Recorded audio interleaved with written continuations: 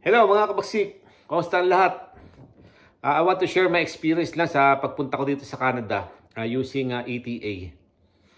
I got my ETA permit, yung US, yung Canada visa last July. And then actually expired na yung US visa ko, kagaling ko lang last year at hindi ko pa siya nare-renew. At ang maganda nito, 3 days na lang expired na yung US visa ko. Then nagtry ako mag-apply ng ETA at I just got I got the ETA Canada visa na kahit may expired na yung US visa ko. At kwento ko na sa inyo, share ko na sa inyo kung ano nangyari sa akin. Papunta ako ng Dubai. Galing ako ng Dubai, papunta ako ng Canada para makatulong. Nag-prepare ako ng company profile at saka yung mga invitation letter kasi brother ko ang sponsor ko dito. Di bali dala ko yung mga permit, yung mga mga IDs niya, and then I have my pocket money. And then kasi hinanda ko lahat ng document na kakailanganin bago. Siyempre mahirap kasi maraming tayo nakikita sa mga group na natatakot at ano mga tanong at iniiwasan din natin ma-upload na hindi makapasok sa Canada. Kaya dapat lagi mong dala yung mga document mo. Then to make the story short, hanggang nga pumunta ako ng Dubai. Galing ako ng Dubai, pumunta ako ng Canada September 13 ang flight ko. And then ito nangyari. Pagpunta ko siyempre, kompleto mga document ko. Pagpunta ko ng Terminal 1 dito sa Dubai, doon pa lang sa may ticketing, sa ticketing nga, hinahanapan nila ako ng visa na stamp visa ko, stamp Canada visa.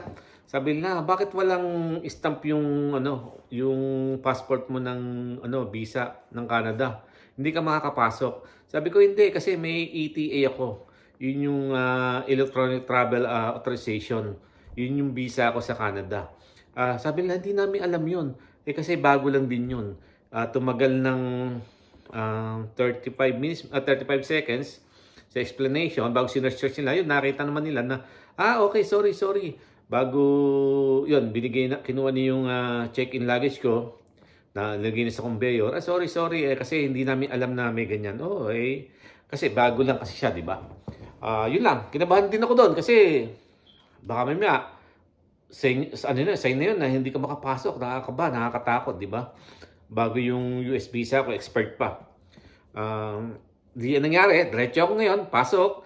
Bago doon sa scan, pagkatapos mo ng binigay yung ticket mo.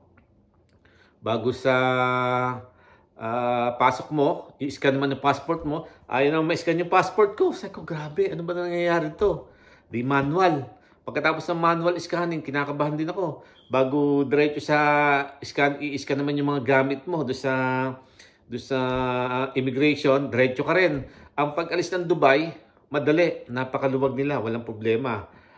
Di diretso ako sa Air Canada naman yung plane ko. Then diretso na sa aeroplano.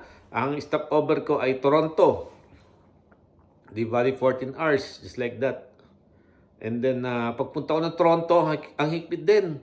Iniskan yung mga gamit, ganyan. Kaya kung may yung mga bagahe naman, yung mga bagahe natin, kagaya ng mga dates, kasi ang dala ko ng dates, copy, bago meron akong sandwich yata yan. Basta lagi natin i-declare kasi mahirap na hindi natin i-declare. Pag i-declare natin, mababawasan yung kaba mo.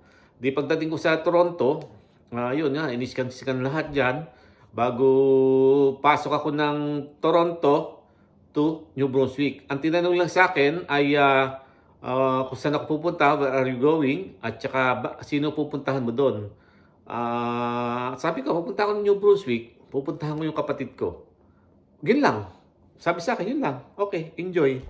Yun lang ang nangyari. Yung takot ko, yung kaba ko, wala pala. Ang tagal-tagal kong pinag-isipan yung bakasyon na yan.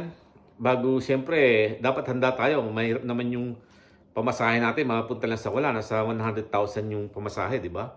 Di ganon.